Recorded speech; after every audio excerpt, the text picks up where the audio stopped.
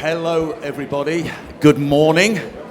Great to see so many of you here today at Cardinal St. John. My name is Arlo White, broadcaster, host, play-by-play announcer for the LIV Golf broadcast. And this is going to be a very fun 3 days here at Cardinal St. John as we round out a spectacular 2025 LIV Golf League season. This is the 2025 LIV Golf Team Championship Selection Show and Press Conference. We've had 13 events across 9 countries in 4 continents, and it all, in the team aspect, comes down to this. And with previous experience, this 3 days and this weekend is going to be absolutely spectacular. Now, we've got a different format to tell you about this year. There are no buys. So all of these great players that you see behind me will be in action from the get-go, from Friday in the quarterfinals. Ian Poulter, successful yesterday. We had a play-in match here yesterday, effectively an eliminator between the 12th and the 13th seeds. And the Majestics edged Kevin Na's Ironheads 2-1, so they make up our field of 12. Rankings. So the picks will be made based on the final standings in the regular season, 1 through 12. The higher ranked teams will choose their opponents. Each matchup, so there'll be 6 of them on Friday, 2 singles matches, and 1 foursomes/alternate shot, depending on which side of the pond you are from. 3 points, therefore, available in each matchup, and the first to 2 will progress. So before we reveal the matchups, let's introduce the captains that you see on the stage. Firstly, the number 1 seeds, 4 times winners this season, and he is the individual season-long LIV Golf League champion. The captain of Legion 13 is Jon Rahm. Yeah, why not? Why not? My goodness, he's earned it. The number 2 seeds, 2023 LIV Golf League champions. They won 3 times this season. The captain of Crushers GC, Bryson DeChambeau.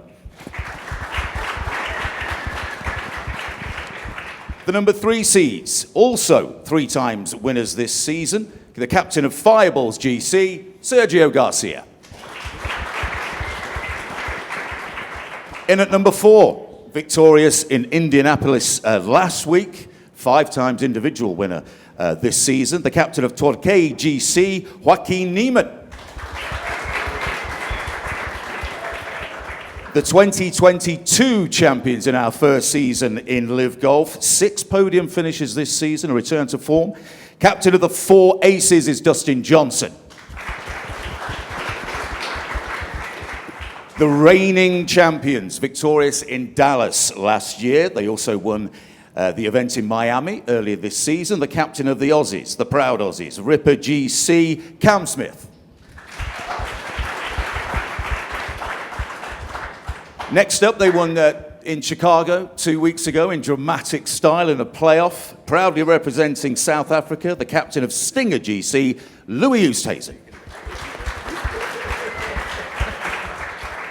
This team had 3 podium finishes this season. 5 times they finished in the top 5. Captain of Smash GC, Brooks Koepka.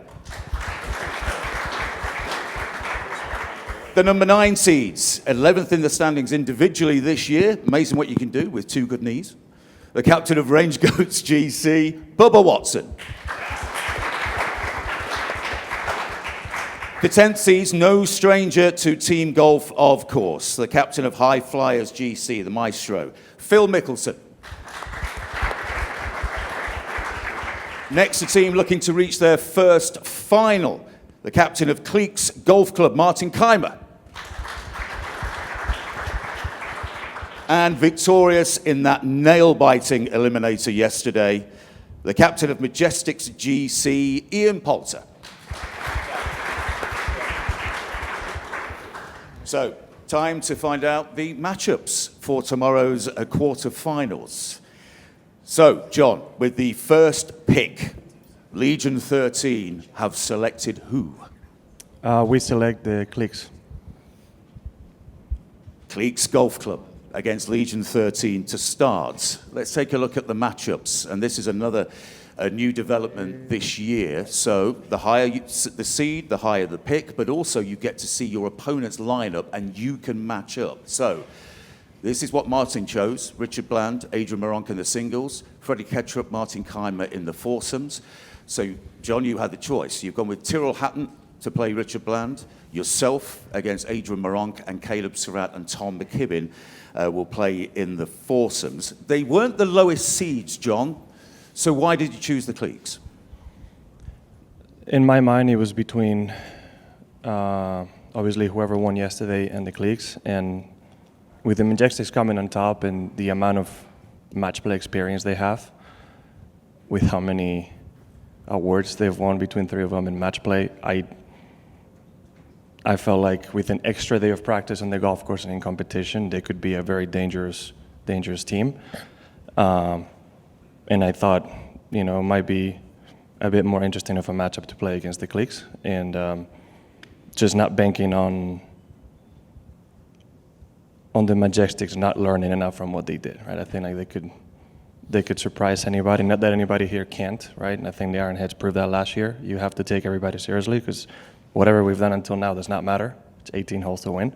So, but just based on that extra experience and what they've done in match play, I decided to go with the cliques. Was it a slight advantage to see how Martin lined up, so therefore you could respond, or had you already decided? Had a slight idea.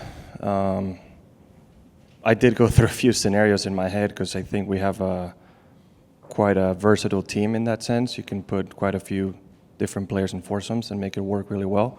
In the end, I think Caleb and Tom have a really good understanding of each other's games and what they can do.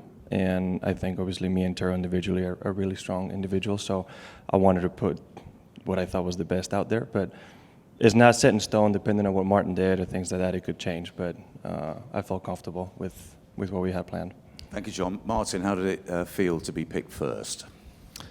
Well, I mean, it shows a little bit our performance this year. We were just not good enough, unfortunately. But in the end of the day, John, he picked us, which is it's going to be very difficult. Obviously, they played great all year. John showed what he can do, which I thought was amazing. But first of all, I think we need to show a lot of respect to John. To finish top 12 every single tournament, that was very, very impressive. But I do feel like it's a good lineup for us. Adrian, he showed this year that he can win golf tournaments. So he plays against the best competitor that we had in LIV 2025 this year. Blandy is a very consistent player. Also Tyrrell is, but I think Blandy has a good chance against Tyrrell. There are no easy matches. And with Freddie and me playing the foursome is difficult to play. Doesn't matter who you are, how many Ryder Cups you've played, there's always an adjustment. And I feel like, yes, we need our A game, absolutely, tomorrow. But I do like the lineup, and I do think there's any chance. Thank you, Martin. So the first of 6 quarterfinals on day 1 will be Legion 13 against Cliques Golf Club, Hatton against Bland, Rahm against Moronk, and then Caleb Surratt and Tom McKibben face Freddie Ketchup and Martin Keimer. Now then, the second pick. Bryson's Crushers GC finished second in the standings. Bryson, who have you gone for? Yeah, we've gone for the Majestics. There we go. Quarterfinal number 2, Crushers GC against the Majestics. So Bryson had an opportunity to see the Majestics lineup, and this is how he has responded to that. Bryson against Lee Westwood. Echoes of the Ryder Cup about that one. Anaban Lahiri against Sam Horsfield, who won a nail-biting singles yesterday against the Ironheads. And then it's Paul Casey, Charles Howell III against Henrik Stenson and Ian Poulter. Bryson, firstly, congratulations on automatic selection for the Ryder Cup in September. You've chosen to play a team that contains 2 Ryder Cup legends. May I ask why? Yeah, I think that they haven't played their best this year, and albeit, anything can happen, like John said, tomorrow. It's one of those situations that we're trying to pick the team that we think can match up pretty well against each other, and having Paul Casey and Charles that are pretty consistent, and guys that just don't waver that much, is something that I'm willing to put up against the Majestics. And then Bond's been playing some good golf. I think he'll pair good with Horsfield. And then, Lee's been playing pretty solid golf. I want to take him on. So there's one change that you've made to previous tournaments, and that you've broken up the pairing between Charles Howell and Anaban Lahiri. What was the thinking behind that? Yeah, I think we wanted a bit of a change there and wanted to see how Paul and Charles would fare with each other, and I feel like their games actually complement each other almost even better. Paul is somebody that's just they're both super consistent. I think they're not going to get themselves in trouble, and they're also not afraid to go at it. So I just felt like that was a better choice for our team this year and where everybody's games are at. Thanks, Bryson. Ian, it's been a stressful week. It's been a busy week, hasn't it, for Majestics GC with the events in Indianapolis last week and then the play-in event yesterday, which you were successful in. Has or does playing the course in match conditions give you any sort of advantage? Yeah, I hope so. Definitely playing it under tournament stress conditions. I think giving us that early look is probably in our favour. I think. Firstly, respect, for John for not picking us. That would have been, a difficult matchup. Not saying the Crushers is going to be an easier matchup, but we've got two slightly elder teams. Us, obviously, the wily old foxes, against some, couple of veterans on the Crushers team. But hopefully our match, yesterday. Gives us an early look, which hopefully we can lean on, tomorrow afternoon. Matches coming down to the 18th hole yesterday, which was difficult, stressful. Impressive to see Sam finish that match off, and hopefully we can do the job tomorrow. Thank you, Ian. So, Bryson DeChambeau against Lee Westwood, Anaban Lahiri against Sam Horsfield in the singles in this matchup, Paul Casey, Charles Howell III against Henrik Stenson, and Ian Poulter. That's the Crushers against the Majestics. Now then, Sergio next. The third seeds, the Fireballs, 3 victories this season, all in succession in the early part of the season. Sergio, who have you selected with pick number 3? Can't remember. We picked the Ironheads. No, they're not in. They've gone home, Sergio. We picked the High Flyers. Phew. The High Flyers against the Fireballs is the third quarterfinal. So let's take a look at the lineups and the matchups for that one.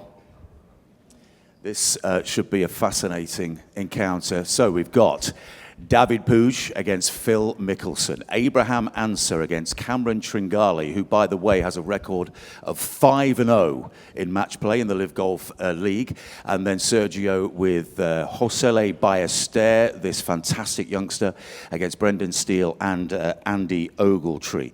So you took a look at Phil's lineup, and you've put David Puig against the great man. So what's the thinking behind your lineup? I think that kind of like John said, anybody, I feel like anybody in my team could have played anybody on any spot. We decided to kind of change up the foursomes a little bit this year with me not playing with Abe. We feel like this course suits up quite nicely for Abe, and he's been playing very nicely. And the two youngsters, obviously, they have amazing potential, and we've seen what David can do. So, I felt like that was a good lineup for us, and then it just comes down to playing well tomorrow and getting the win.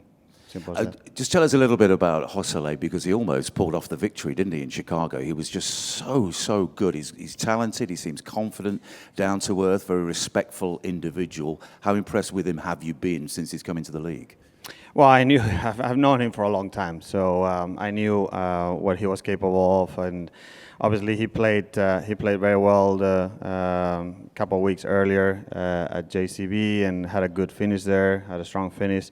So it's been fun to see him kind of settled in and get him more and more comfortable. Obviously he's a unbelievable player, great potential, beautiful person. So, you know, very excited to obviously have him in our team, and really excited to play foursomes with him tomorrow. Thanks, Sergio. Phil, what are your thoughts about this matchup? I think that I believe in our team. You know, we haven't had the year we wanted. I believe in our team. The Fireballs have won a number of times this year. They're just a bunch of great players. I think David Puig and Joseli are two of the most exciting young players in the game today with firepower you can't believe, because they have 190 ball speed and incredible wedge play. Both of them do incredible short games. And so I've got a really tough match tomorrow. I thought it would have been fun to have a bit of a rematch of like the 2016 Ryder Cup where Sergio and I, went head to head. I thought that would have been fun, but I understand why he wanted to play with Joseli after having him just come to the league recently. I understand why his leadership and guidance and partnership with him will help bring out the best in him. So I understand his pairings. I thought it would have been fun, though, to have a match against him. But David he's got incredible speed and an incredible short game. He's just got a lot of firepower. It's why he's been so successful in the league. We have our work cut out for us. But, again, I believe in our team. I believe what we're capable of. Even though we've had some challenges this year, I do believe in what we're able to do. Phil, you've challenged for wins individually this season and provided some fantastic moments out on the golf course in the LIV Golf League. How are you feeling about your game and where it's at the moment? So I had a really good start to the year. I've played some good golf lately, but not as good as I did starting the year, so I'm going to have to turn it on. It meant a lot to me to finish top 24 at 55, to be able to kind of hang with the guys. But I was in a much better spot after the first half of the season, and would have liked to have finished the year a little bit better. But this is an opportunity to try and do that. Yeah, it's a reset, Phil, isn't it? Thank you very much indeed. So there we go. The Fireballs against the High Flyers, Puig against Mickelson, Ancer versus Tringali in the singles, Ballester and Garcia will take on Brendan Steele and Andy Ogletree in the foursomes. Next up, with the fourth pick, congratulations on a great season. Waco, 5 individual victories, absolutely incredible. Who have you picked for Torquay GC? We got the Range Goats. The Range Goats against Torquay GC. This is going to be absolutely fascinating. Let's take a look at the individual matchups then. And we've got a blockbuster to start. Waco against Bubba Watson. Mito Pereira will take on Ben Campbell, and then it's Sebastian Munoz, victorious in Indianapolis last week, and Carlos Ortiz, who's ended the season strongly, against Matthew Wolff and Peter Uihlein. The strategy. A couple of eyebrows might be raised that Sebastian Munoz and Carlos Ortiz have been paired together. What is your thinking behind it? Yeah, obviously we got a few different options, and I felt like putting Sebastian with Carlos is it's a pretty strong foursome. I think it's pretty good for this course as well. They're pretty consistent. They've been together since college, so they know each other pretty well, and it's always hard to play foursome. So I feel like for them to be together is going to be easier. And then for me, though, I feel like he's going to be more comfortable playing by himself, playing his own game. He's been playing pretty good last few weeks. So, yeah, I mean, and also for myself, I like playing by myself too. So it will be a good match. Yes, with Bubba Watson. What was your thinking about going up against Bubba? I mean, I feel like I knew Bubba was going to be in single. I feel like he's obviously a different player compared to the rest. And yeah, I play obviously a few times with Bubba lately. He's been playing amazing golf too. So I mean, I feel like it's going to be a good match. I like to be pushed. So I feel like it's going to be a good setup. Waco, thank you, and congratulations again on your season individually as well. So, Bubba, you've decided to lead from the front. First name on the team sheet. What was your thinking behind that selection? Oh, it was quite simple. You knew that he was going to be number one or put himself next to mine, I believe. And for me, hitting first into the holes maybe put pressure on him. My iron game, and these young kids are hitting it so far, like Phil was saying, 190 ball speed and everything. And so the reason why I put me and Ben out there is to Ben hits a lot of fairways, and we're trying to hit the pressure shot into the hole and maybe put some pressure on the other guys and pull that off. And then our team matchup, they play the same golf ball, so there's no worries there. They play at home back down in West Palm. They're members at the same course, and they play the same kind of game. Hit the ball hard off the tee, and then try to find it and hit it onto the green. You know, so I mean, let's just call it like it is. We've seen their stats, and so they have the same game, right? And so they play the same ball, and they've played with each other so many times. They're really good friends, and so wanted to challenge them. I mean, they're playing against, I think, number 4, number 8, I think I looked at, against Carlos and Munoz. So they have a tough matchup, but you know they wanted a challenge, and I said, well, have fun with that match. And so here we are. You know, it's going to be it's 18 holes, and we have a shot at it. It's a really tough matchup, but it should be fun. Great stuff, Bubba. Thank you very much indeed. So a reminder then, Torquay GC against the Range Goats, Waco Neiman against Bubba Watson, Mito Pereira against Ben Campbell, and in the foursomes, Munoz and Ortiz against Wolf and Uline. Now then, to the next pick. Pick number 5. DJ, you're down to either Smash, Stinger, or Ripper. Who have you gone for? Yeah, we chose Smash. There's only 3 teams left, so it really wasn't much to pick from. But that was just the next pick. So yep, 4 aces against Smash, and we know what this means. We know what this means. Let's take a look at the lineups and the matchups. Dustin Johnson against Brooks Koepka. You might get a few eyeballs on that one. Patrick Reed against Taylor Gooch is another great matchup. Then Harold Varner III and Thomas Peters against Graham McDowell and Jason Kokrak. So you saw the lineup and you decided to go up against Brooks Koepka. Well, yeah, I mean, there really wasn't any other choice, I don't think, except for myself to play against Brooks, and then P. Reed going against Gooch, and then Thomas and Harold are good buddies. I think they play the same, or they play similar golf balls, and their games are pretty similar. So, they play a lot of golf together, and I think they're comfortable playing together. And then obviously me and P. Reed are really comfortable playing singles. You won in 2022, our inaugural season. A bit of a drop-off maybe last year, but there are signs that the 4 aces are kind of getting back to their best. Do you come into this tournament with a lot of confidence? Yeah, I think everybody's playing well.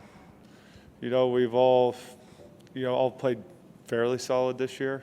If anything, I've struggled, or haven't played as well as I'd like to. But over the past few weeks, I feel like the game's starting to come back to form, and so I'm looking forward to this week. Obviously, it's going to be a tough match tomorrow, but I think the guys are up for it, and we're ready to see what happens.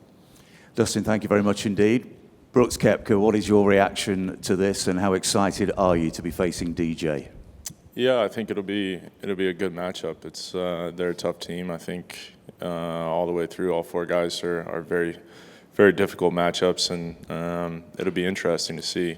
We just put our lineup out. G-Max, I think, played every foursomes match in the Ryder Cup but 1, so it was pretty obvious he was going to be in a foursomes. And Gooch has played really well this year, so he was pretty much a lock for singles. I don't think there was any surprise on how that was going to fall, and I thought Jay matched up better with Graham than I did, and I think we pretty much knew what we were going to get. Great stuff, Brooks. Thanks very much indeed. So how about this? The 4 aces against Smash. We've got Dustin Johnson against Brooks Koepka, Patrick Reed against Taylor Gooch, and in the foursomes, it's Harold Varner III and Thomas Peters. They will take on Graham McDowell and Jason Kokrak.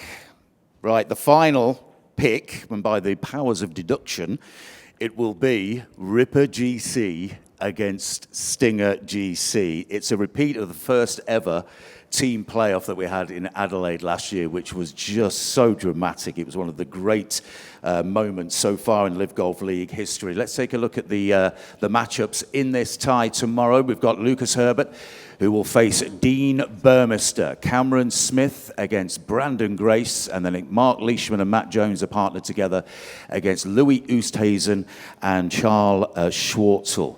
Cam, you are the defending champions. You probably felt that you could have finished a little higher this year in the table, so you're going to have to do it the hard way. What's your reaction to the Aussie South Africa matchup here? Yeah, I think we all probably haven't played our best golf, particularly the second half of the season, so we're really going to have to step it up this week. You know, these guys only won a couple of weeks ago in Chicago. Burmy having an individual win, so it's going to be a tough matchup, but it'll be fun, like you mentioned, a rematch, if you will, of Adelaide, and I'm sure these boys want to get one back on us, so we're going to have to play pretty good tomorrow. What did it mean to win the title last year to you, the four of you? It was a ton of fun. I mean, it's probably the most fun and most stress I've had on the golf course all at once.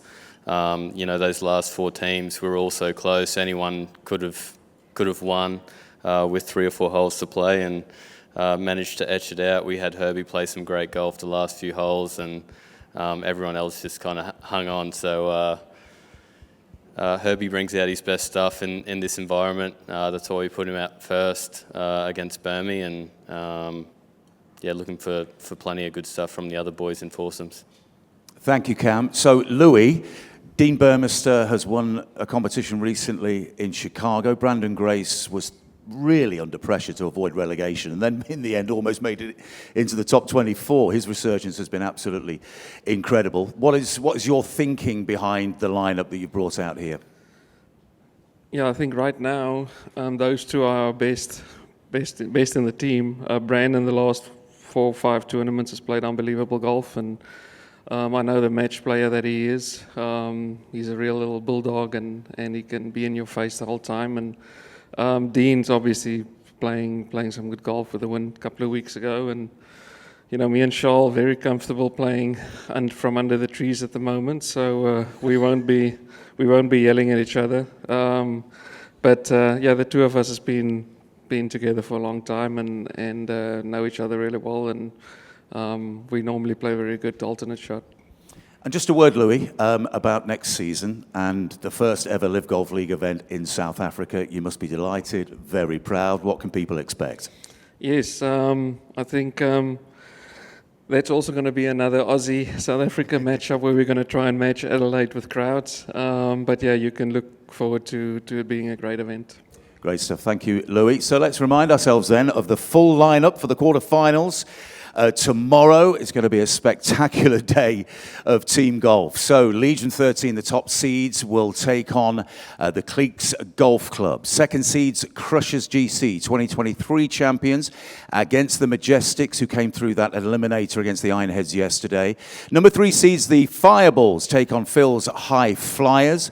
Torquay GC, victorious last week in Indianapolis, will take on Bubba's Range Goats GC. 22 champions, 4 aces against Smash GC, and then the reigning champions from Australia, Ripper GC, against the South Africans of Stinger GC. Captains, thank you very much indeed. Let the team championship begin. Tomorrow's going to be terrific. And Will, I'll hand over to you now to open it up to the floor for questions. Thank you very much, Arlo. If you could just raise your hand. If you've got a question, we'll get a mic across to you. Mike, we'll start with you. Hey, John. Over here. Obviously, you didn't get a chance to play last year because of illness. Just how nice is it to have the opportunity to play in a match play now this year? I'm excited. Last year was hard, being with the guys all year, and when it came down to it, the most not being able to play was rough. But they did incredible without me. Rather, they're really good players. This year, I'm just really happy to be a part of it, and hopefully did as well as we did last year and a little bit better on Sunday, and share that experience with them. And DJ, did it cross your mind at all to maybe play against Gooch, and if not, why not? I mean, maybe for a second, but I don't know. It just didn't make any sense. Why? Why didn't it make any sense? Well, I mean, why wouldn't I play against Brooks?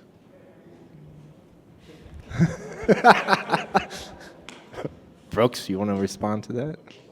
I mean, I didn't get to choose it. I just put it out. And Phil, I did want to. Arlo mentioned that Cam was 5-0 in this event. Why do you think that's so? Why has he been able to find success in this team championship? He's just a very solid player. I mean, you've seen it every year on LIV. He's just consistent, day in and day out, and he's a great putter. He's just a great putter, and he's kind of a quiet assassin. He's just a very tough competitor, never out of a hole. He's always in there, and he's just a weapon on the greens. Excuse me. So I didn't realize that was his record, but it doesn't surprise me. Thanks. Bryson, so there's also, the strategy of the matchups you're picking, but within the matchups, this week, the player who's teeing off on the odd holes is going to play all the par threes and have much more of the approach shots. Is there a strategy that you're thinking about when it comes to which players are starting on which tees? Yeah, if you're talking about in foursomes? Yeah, if we're talking about foursomes, I think Charles and Paul are incredible ball strikers in their own right. So for them, it's depending on what they want to do ultimately. But they felt on this golf course that they paired up best for the golf course. Paul's an incredible iron player. He's been that way throughout his whole career. So I feel like they'll choose to have him on the par threes. But we'll see where it goes, what they ultimately decide. Because the way I try to lead the team is let them do what they do best. I don't try to influence. I mean, they're veterans. They know how to play golf. They know what to do. So that's what I've just tried to stay out of the way. And Brooks, you played DJ, I think, once professionally in the 2022 Dell Match Play, and DJ got you there. Do you feel like you owe him one here? I don't owe anybody anything. He doesn't owe me anything. I just think it's a good matchup. The teams, I think it's definitely, I think, one of the tougher matchups. They got a real solid team all the way through. P. Reed's pretty good at match play. It doesn't matter who you're going to play on their team. They're pretty solid. So it's a tough matchup, whoever you play. Thank you. This is for Bryson and Phil. Welcome back to Detroit. You guys have interesting history here. I was just wondering if you could compare or explain how a LIV Golf tournament, for people who aren't familiar, obviously here, how is it a better experience for you as players, but also for the fans? And is there something you'd like to see improved in the tournament experience for LIV going forward? Go ahead. Well, I think as it comes to players, we've been up here in this area a few times, and I played well up here, and I love the area, I love the people. So it's always fun to come back up in the Detroit area, and I'd say from a player perspective, we at least from my perspective, I've certainly enjoyed everything about LIV Golf, the team aspect. I mean, we get to do this, which is not normal. It's not what we used to do, and being able to play against the best players in the world, I mean, is a lot of fun for me. And I think as it comes down to it, having something different from stroke play is fun as well, and something we don't do enough of, I personally think. So I love it. And then from a fan experience, I would say that they get to see some intimate, unique, different style of golf. It's not just normal stroke play, obviously, and we barely get to see that throughout the year. You've got the Ryder Cup and the President's Cup that we play some team golf events, but seeing this more frequently is I think, a different experience. And then, just walking around the complex and having the fan village and feeling like you're part of the entertainment is a little different. And so there's numerous reasons why this league's a lot different, a lot more fun from my perspective, and it's intense. I mean, when you get out there, we all want to win, right? I think that's the thing that people misunderstand about LIV Golf is that we're fighting for every single shot. I've said it numerous times, but when we're playing stroke play, every single shot matters, right? So it doesn't matter if you're 40th and whatnot. So come to the last day, like every single shot matters, right? And it doesn't matter how bad you're playing, you still have to hit the next best shot. And I think that's what's just a little bit different. There's that intensity change within the league, which is a bit of a misconception. But I think, for the fans around here, I think they're going to have a fun time. They're going to experience some high-level golf, and leave this week hopefully having a fun, enjoyable time that hopefully changes their perspective. I can't really say from the fans' point of view other than what I've heard, because I haven't been a spectator, but it seems that when fans are leaving, they've had a good time. They've left relaxed, enjoying, and wanting more, rather than having the day drag on, being tired and run down, and being stressed about not interfering and being quiet and so forth. It seems as though the fans have walked away from the experience having fun and wanting more. From the players' experience, rather than going into every little detail, I would just say that I used to have anxiousness going to a tour event, and with all the details and things that would go on, and I would be anxious and not want to go. I'd go as late as I could. And a LIV event, I can't wait to get here. I come earlier. I can't wait to get here. The experience from a player standpoint is it's better than I could have ever imagined.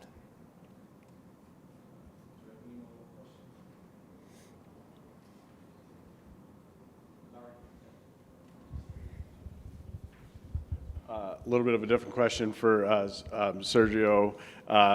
Tennis players are getting really into golf, especially from your country. Have you played with Nadal or Alcaraz, and any tips for tennis players turned golfers? Tennis players are good golfers, I'll tell you that. I've played with a lot of them. I have a lot of them that are good friends, and obviously I haven't played with Rafa in a long time, but he loves it. He's improved a lot. He's a fighter, just like he was as a tennis player.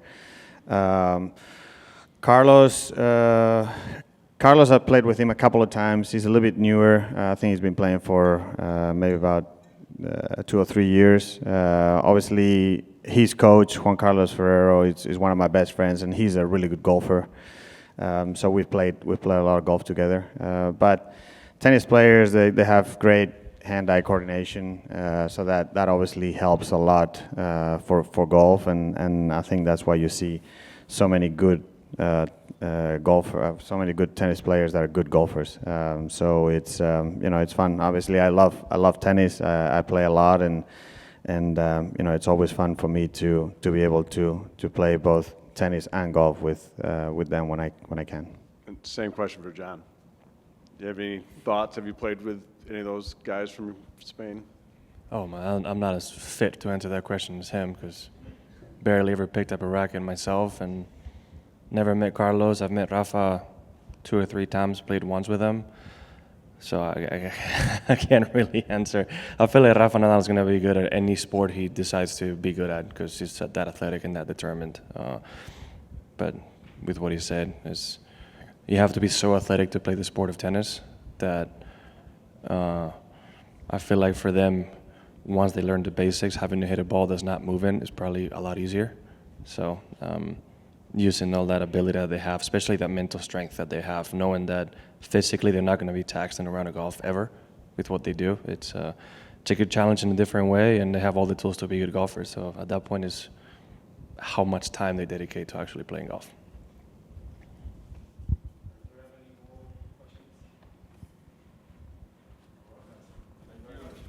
Thank you.